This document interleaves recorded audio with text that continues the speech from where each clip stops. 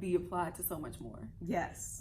And I really love their latest women's campaign. Yes. For that. Yes. And now that is why they're able to pivot into the social justice area. Right. Because it is broad enough to pivot to making sure there are social justice issues that we just take care of. We just do it.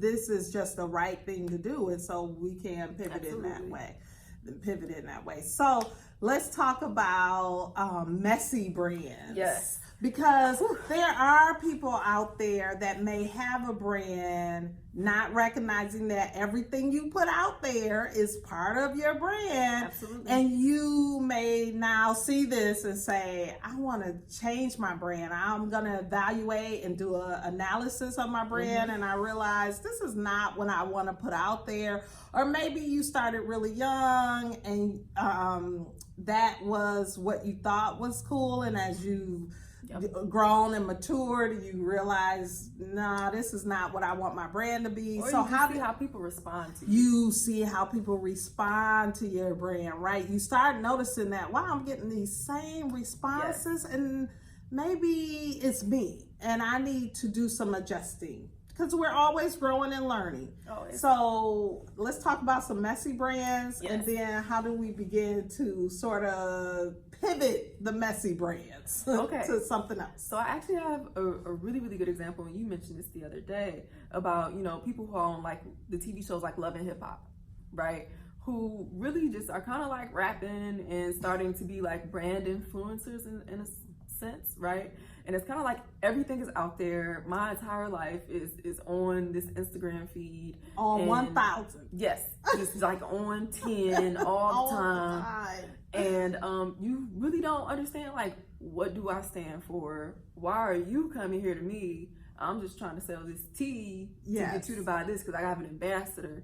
But other than that, I'm over here, I'm rapping on this one little track. You may and or may not like it. But other than that, I'm just showing you my messy life, right? Messy, messy, messy. Yes. Messy. And it's not even, it's past who I am and who I'm trying to project. It's just mess, essentially. It is. And one person who I love, because not a lot of people know that she got her start on Love and Hip Hop, is Cardi B. Yes, she did. She got her start on Love and Hip Hop. She did. And this is so good because, we're different generations. We know that. We can see that. Different generations, I am not a Cardi B fan. Right. I am not. And so to have this conversation is so great. Yep. I actually remember when Cardi B started on Love and Hip Hop, and I will tell you, I'm not a big Love and Hip Hop fan, but every once in a while you need a little craziness in your life to decompress. And I will watch a couple of episodes or whatever just to catch up with Stevie J and Jocelyn, and Cardi B was on there. I always give her props for is that she used Love and Hip Hop for what it was supposed to be used for, right? Because it was supposed to be people catapulting into like the music industry. And so when she first got on, of course, it was the ratchet, messy, here's my everyday life. I'm not really taking it seriously. I just took this picture. Here it is, right? It's not even anything that is attention grabbing. It had nothing to do with her brand at all.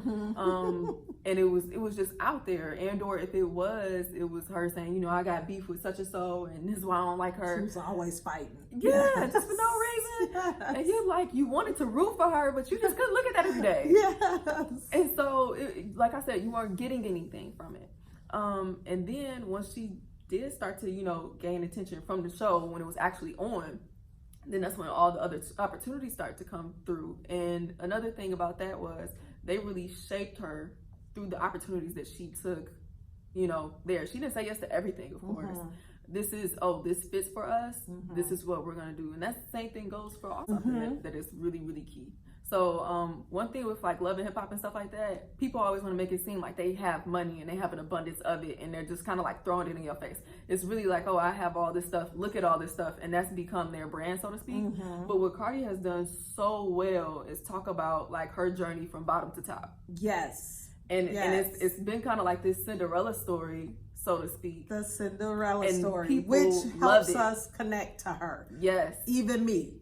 Because when she's on there talking about how much all this stuff costs, how the taxes coming to eat up all her money, how she got to pay for this and that, she got her teeth fixed, she helping her mama with her bills. When she's putting that out there, it makes that brand become broader. Yes. And more relatable. More relatable, and it pivots her to something that even I would say, oh, I can relate to that. I can relate to that, and I see that. Now, I don't want none of the other stuff, but at least there's a piece of her that says, okay, yeah, I can see that. And it almost makes you want to support her in a sense, because she represents what so many other people are going through and what so many other women relate that to. Cinderella story. Yes. And so that's why the Met was such a big deal. And people were like, oh my gosh, like, you know, she's made it. She has a daughter. And she talks about her family a lot. And so I feel like when Bodak Yellow actually came out, that's like her, like, I Made It song that she kind of took off on. A lot of that, and a lot of the songs, or a lot of the lyrics in there is talking about her come up and how she didn't have anything. And she did have crooked teeth for the longest. And that's why it was like, I got a bag and I fixed my teeth. Yes. Like, yes. And a lot of people relate to that too. Yes, definitely. So I would say for sure she's done a great job at, you know, really separating herself from that and actually giving people content and things like that they can relate to. Yes. And it's become her brand. Providing content that's relatable. So I would say that that's probably definitely one key to changing the messy image brand that might be out there that's connected to you. What are some other keys to help transition the messy to more of a classy, more of a relatable, to draw the type of audience that you really want to draw to you? Everything that you put out, look at it and ask, is this my best self? Is this my best self? The best self really cuts down a lot of that, right? Because if you look at it and you're like, like this ain't it. This is not really who I feel as if like my aspiration of a self is, then you shouldn't be putting any of that out there. That's right. Right? If I can't show my mom this, I can't show my mom this. I can't show my mom a lot of that. That cuts out a lot of it. How about I can't show my babies this? Yes. You can't show your kids. And so what I think about, and I don't have any right now, but I always think about if my grandbabies saw it. And when I think about grandbabies, I think about legacy. Is this the legacy I will want my grandbabies to be like, look at grandmama. Right. What was she doing on here? Or this is something I aspired to, like grandmama did, or whatever. I think when you think about legacy and long-term view, and everybody gets to put out all kind of things, but I used to tell my daughters all the time, grow older gracefully. Yes. Grow older gracefully. No matter what age or stage you're in life, that being graceful makes a big difference when it comes to your brand persona. Your brand persona, that you're growing old gracefully. If you are cussing out folks and fighting folks at every turn when you were 15, and you still doing that when you're 25, and you're still doing that when you're 35, and it gets old really quick. And like, you should be tired. You should be tired. You should That's be the thing. tired. You look at all these accounts and it's like, man, like you really, like you said, you took all this time to just do this. It's like, I'm out of breath for you. I'm out of breath for you. That's a good one. That is so true. So I go out into a lot of spaces, and I never thought I would be in front of a camera because I'm not crazy about my hair a lot of times. I am now because Sister Locks rock. I was gonna say. Yeah, it's just fabulous. But, you know, I've evolved with my hair, evolved with my weight is always fluctuating. When you have 4 big head babies that are huge, you know, you're always battling that. There's always something, you know, appearance wise I was battling. So I really never thought. And it wasn't until I got into the industry I'm in now in my career where they're forcing you to be sort of put out there that I was like, you know what? And then I started getting all these, girl, you look good. Girl, you look good. And I'm like, okay, I'm going to start doing the YouTube because I'm fine with it now. And you get older and more mature, you don't care anymore. There are so many who I will go and say, hey, can I vlog you about your product or about your book or about your writing? You can come on to my vlog. And I hear time and time again, oh no, I hate the way I look. Oh no, I don't want anybody to have to see my look. Oh no, I don't want anybody to see how big I am or my weight or whatever. my hair, or I have real issues with my appearance. Mm-hmm. And I think of how sad. And I mean, these are women who are my target, like 40, 45, 35, in that age range. What would you say to the ones who are really struggling? Because you're from a different generation where we are loving ourselves fabulously, and I love it. But there's a whole generation and a whole lot of women, even in your generation, that are not embracing the brown skin girl, and they're not embracing their body image. What do you say to them when you talk about brand persona? It shows. It shows that you do have that lack of confidence, and that light is dimmed, right? So if I'm coming to you and I'm saying, hey, like, I really love your book, you know, let's do this, right? Like, just like how you just said, let's do this, and it'll be great, you know, we'll really spotlight it. And they're like, no, like thank you but no. Mm-hmm. That's what their brand is. Mm-hmm. Thank you but no. And you don't want to have that. If there's something that, you know, you feel insecure about, I would say, A, you got to come to terms with that on your own. And B, there are certain things that you can do to kind of make that okay, in a sense. Like, for instance, I don't wear makeup every day, right? Mm-hmm. And that is, I don't think she ever does. Her skin is very flawless. much on purpose. But I've worked at my skin over time to make that possible, right? So you never catch me on a day where I'm like, oh, I don't look good today. That is not okay. I don't look good. So make sure that you do things that you can easily maintain, that are, you know, for yourself, and that makes you more comfortable, right? And be honest about those areas that you are struggling with, and stop struggling with them. Yes. Figure out what you need to do. YouTube is a wonderful place to discover, how do I work out with my time? How do I meal plan?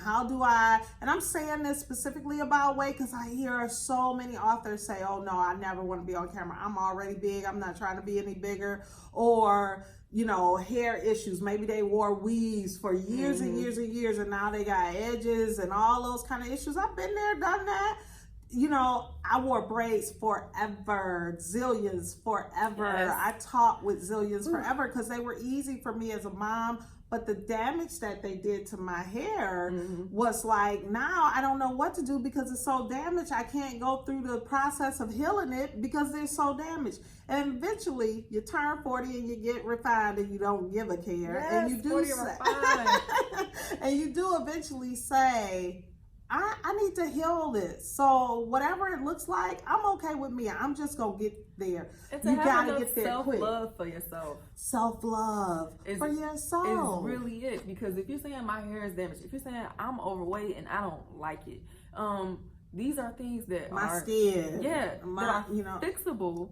That you should want to fix for yourself. Yes, do it for yourself. That is part of my brand, is helping us as women move beyond just caring for everybody else and saying, let me care for myself. And it don't cost all that much to do the smallest things to care for yourself. You want to look nice, you want to get a nice outfit, I always mix and match pieces. I don't have a ton of money, but I'll get a high-end piece of jewelry and then go buy me something from that cost $10, but because I was able to mix and match it, people don't even notice it. And to be honest, a lot of famous people be doing that. They will have on like a pair of like just regular like Levi jeans, and then they'll buy like designer shoes with like a belt. Like, there's so many things that you can do to make yourself feel better about you. Yes. And then it'll show in your brand. It'll show in your brand. And then you can put your brand out there, because some of us are preventing even putting our brand out there. I met 2 young women who are writers, self-published, and I wanted to do a vlog with them, and they were like, So I'm like, how am I supposed to put your book out there? Right. How am I, you want me to shroud you under what? You know what I'm saying? Yeah. And I think, you could do that, but in today's day and age, where just like Beyonce and Will Smith learned that there's a public out there connected to this whole social media thing that wants to continue to get to know who they're putting their dollars with, what products they're buying. And just to show you, Aladdin was Will Smith's highest grossing movie ever. And he did so much promo, he did so much on on Instagram and on Facebook and on YouTube just about his whole time while he was shooting it. And it really shows that people really wanted to support it. Even if you really didn't care, you like, Will Smith is in this movie. He's Genie. I'm going to go see it. Yes. And that's the thing. That's what we need to get to. I don't want anyone held back from pursuing their purpose and their dreams because of not feeling like their brand represents something of quality. Right. And the reality is there is somebody who will love whatever about you. Whatever about you. I had a girlfriend and her daughter had really, really large lips. Large lips. And she got them honest. She got them from her father. And she used to just fret about them all through high school, all through middle school. She just hated them. And her mother once told her, you know, the thing that I fell in love with your father was his lips. Okay. That was the thing that I first noticed about him. Like, I like those lips. So there's, and people are paying to get those. Yes, yes. So there is something, you got to be able to push beyond that, because that negative stuff that's floating through your head is only there to hold you back. Yes. From putting your brand out there, from expanding your brand and being able to really grow as self. So we learned some things today about brand persona, putting your best self out there. The reality is, even if you're not selling your stuff directly through social media, social media is important. Yes. If Beyonce, who's worth billions, if Will Smith, who's making billions, understand that social media is important and needs to be something they focus on, we need to understand that too. So your product, whatever, your book, your writing, who you are as an author, there needs to be some presence, but do what you can. Do what you can. Remember, let's put it in perspective. There are people who are paid 40-hour work weeks to be social media brand persona people. And you have a full life. So do what you can in the process. And if it's messy, it ain't it. That's not it. Figure out how to pivot and create a brand that will draw more people to you and the people you want drawn to you. Really evaluate and analyze, what kind of brand persona do I have?